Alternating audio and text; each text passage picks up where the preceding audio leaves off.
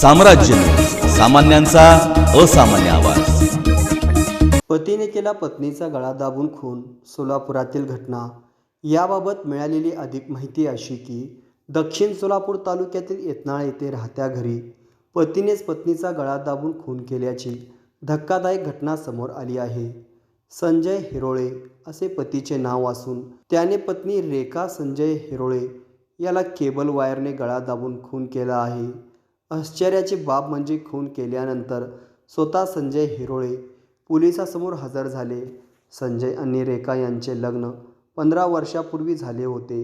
त्यांना एक मुलगा आणि एक मुलगी आहे। संजयला दारूचे व्यसन होते आणि सतत पतीच्या घरच्यांनी पत्नीच्या घरच्याकडे पैशाची मागणी करत होते, अशी माहिती नातेवाईक आणि ग्रामस्थांनी माध्यमांशी बोलताना दिली। सदर मृतदेह शवविच्छेदनासाठी सोलापुरातील शासकीय रुग्णालय अर्थात सिव्हिल हॉस्पिटल या ठिकाणी पाठवण्यात आले आहे। या घटनेने संपूर्ण दक्षिण सोलापूर हादरून गेला आहे। त्याने आमच्या पोरगीला लई त्रास देत होता आणि महिन्याला पैसा मागत होता आणि ना रसायन करत होता। मी मुलगा बाहेर देशाने बी पैसा पाठवलो, त्याला अडचण काय पडला माझ्या मुलगीला मारायचं।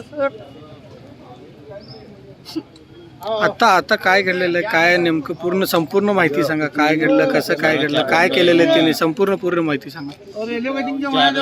त्यांनी बघा 15 दिवस माझ्या मुलगी बाहेर गेली, त्याचे जमायच्या बहिणीकडे गेली होती आणि काल सकाळी 8:30ला आल्यानंतर यांनी काय घटना घडली, आम्ही फोन लावला तर phone switch off.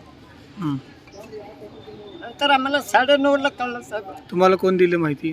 Police Patil दिली का? कशाने मारलेले? काय वायर फांसी लावला, वायरने एवढा लांब वायर पडला होता। आज पोलीसकडे आहे साहेब तो कॅमेरा। पोलिसांनी त्यांना ताब्यात घेतलेत का? हजर झाला साहेब, हजर झाला। ये 3 चौकी फिरलो, एमआयडीसी पोलीस चौक, घरकुल पोलीस स्टेशन, लास्टला वासंग गेलो। मल्लिकार्जुन आनंद हुळे ಈ ಪೂರಿಗೆ ವಯಕಳಿಗೆ 2 ಸರಿ ಅವರು ನ್ಯಾಯಕ್ಕಾಗಿ ನಾನು ಫೋನ್ ಹಚ್ಚೋದು ಖರೆ, ನ್ಯಾಯಕ್ಕೆ ಫೋನ್ ಹಚ್ಚಿರಿ 3-4 ಮಂದಿ ಬಂದರು, ಮಿಟಾಸನ ಪೂರಿ ಕಕ್ಕ ನನಗೆ ಜೀವ ಹೊಡಿತ ನನ್ನ ಗಂಡ 2 ಪೂರಿಗೆ 1 ಪಾರ ಅವ್ನು ಪೂರಿ ಆದ ಜಾಗಿನ ಮ್ಯಾಗ ಅದಕ್ಕೆ 2 ಕೂಸುಗಳು ಹೋಗಲತ್ತೀವು। ಸರಿ ಊರದವ್ರು ಏನು ಮಾಡ್ದವು, ಬೈ ನೀ ಎಲ್ಲಿ ನಡಿಬೇಕು ಅಲ್ಲೇ ಚೂರು ತಿಳಿ ದಿಂಡ್ರದವ್ರು ತಿಳಿಸಿ ಹೇಳಿ ಹಚ್ಚಿಡ್ದವು। ಇವ ಆಕಿಗೆ ಹೋಗಿ 1 8 ದಿನಕ್ಕೆ ತಮ್ಮದು ಹಿಟ್ರ ವೈರ್ಲಿ ಚಾವಿ ಹಾಕಿ ಕುತ್ತಿಗೆ ಹಿಚ್ಚಿಕಿ ಕೊಲ್ಲಿ ಮನೆ ಚಾವಿ ಹಾಕಿ ಊರು ಗಾಡಿ ತೊಗೊಂಡು ಫೇರಿ ಹೊಡೆದು ಪೊಲಿಟಿಷಿಯನ್ಗೆ ಹೋಗ್ಯಾನ। ಧನ್ಯವಾದ।